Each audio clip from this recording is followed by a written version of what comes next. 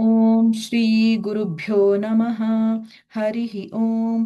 शुक्लाम्बरधरं विष्णुं शशिवर्णं चतुर्भुजं प्रसन्नवदनं ध्यायेत् सर्वविघ्नोपशान्तये। गुरुर्ब्रह्मा गुरुर्विष्णु गुरुर्देवो महेश्वरः गुरुः साक्षात् परं ब्रह्म तस्मै श्रीगुरवे नमः।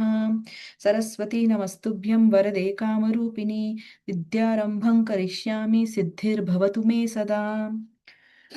पीताम्बरं करविराजितशङ्खचक्रकौमोदकी सरसिजं करुणासमुद्रं राधासहायमतिसुन्दरमन्दहासं वातालयेशमनिशं हृदि भावयामि। ॐ नमो भगवते वासुदेवाय। ॐ श्रीकृष्णाय परब्रह्मणे नमः। अथ श्रीमन्नारायणीयम् विंशतितमं दशकं वृषभयोगीश्वरचरितवर्णनम्। प्रियव्रतस्य प्रियपुत्रभूतात् आघ्नाद्रि राज राजादुदितो हि नाभिः त्वां दमिष्टिमध्ये तवैव तुष्ट्यै कृतयज्ञकर्म अभितुष् अभि अभिषुष् अभिष्टु अभिष्टुतस्तत्र मुनीश्वरैस्त्वं राज्ञस्त्वतुल्यं सुतमर्थ्यमानः स्वयं जनश्येऽहमिति ब्रवाणः स्वयं जनिष्येऽहमिति ब्रुवाणः तिरोदधा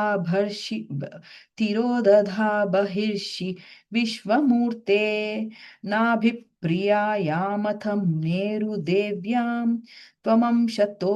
त्वमंशतो भूरु ऋषिभिधानः अलोकसामान्यगुणप्रभावप्रभाविताशेषजनप्रमोदः त्वयि त्रिलोकीभृतिराज्यभारं निधाय नाभिः सह मेरुदेव्या तपोवनं प्राप्य भवन्निषेवी गतः किलानन्दपदं पदन्ते इन्द्रस्त्वदुत्कर्षकृतादमर्षात् ववर्षनास्मिन् भवेर्षे यदा तदा त्वन्निजयोगशक्त्या स्ववर्षमेन व्यदधासु वर्ष्म जितेन्द्रदत्तां कमनीजयन्तीम् अथोद्वहन्नात्मरताशयोऽपि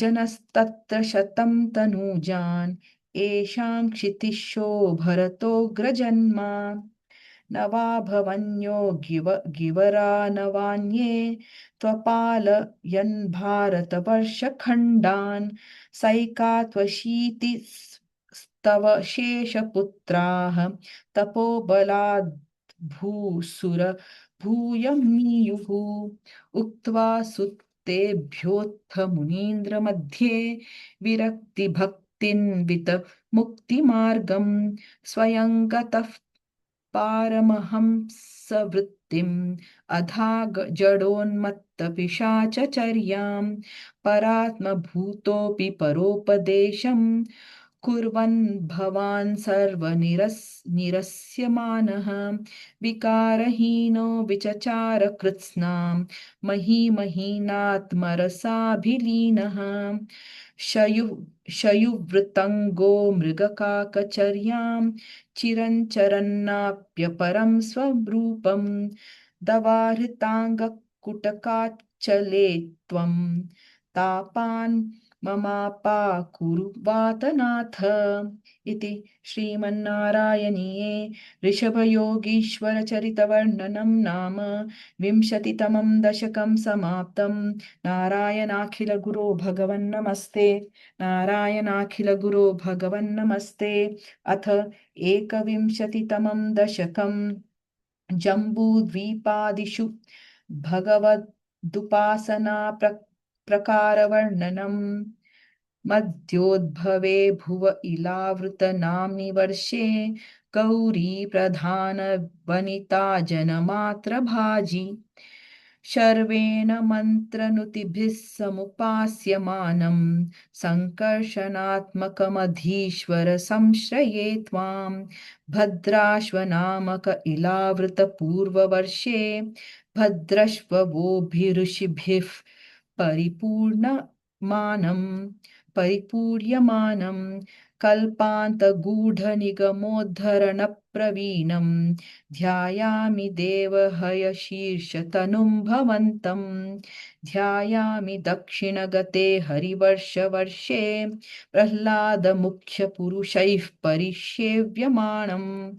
उत्तुङ्गशान्तधवलाकृतिमेकशुद्धज्ञानप्रदन्नरहरिं भगवन् भवन्तं वर्षे प्रतीचि ललिताम्नि केतुमाले लीलाविशेषललितस्मितशोभनाङ्गं लक्ष्म्या प्रजापतिसुतैश्च निषेव्यमाणम् तस्याः प्रियाय धृतकामतनुं भजे त्वां रम्ये रुदीचि खलु रम्यकनाम्नि वर्षे तद्वर्षनाथमनुवर्य सपर्यमाणं भक्तैकवत्सलममत्सरहृत्सु भान्तं मत्स्याकृतिं भुवननाथ भजे भवन्तं वर्षं हिरण्मय सम आह्वयो यमोत्तराहम् आसीनमद्रिधृतिकर्मठकामठाङ्गं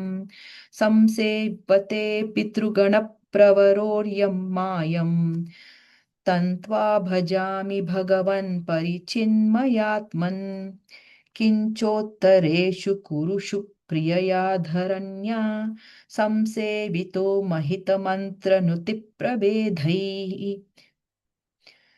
संसेवितो महितमन्त्रनुतिप्रभेदैः दंष्ट्राग्रिघृष्टघनपृष्ठगरिष्ठवश्मा त्वं पाहि विघ्ननुत यज्ञवराहमूर्ते यां यां दिशं भजति किं पुरुषाख्य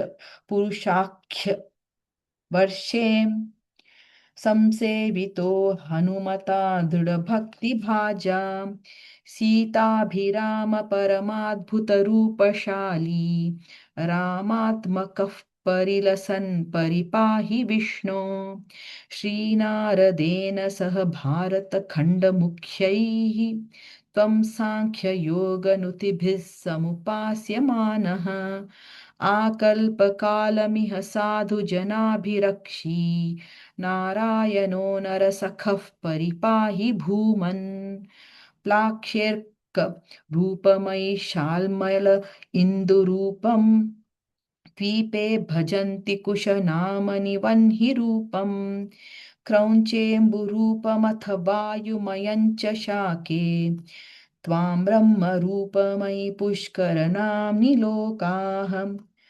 सर्वैर्ध्रुवादिभिरुढुप्रकरैर्ग्रहैश्च पुच्छादिकेष्व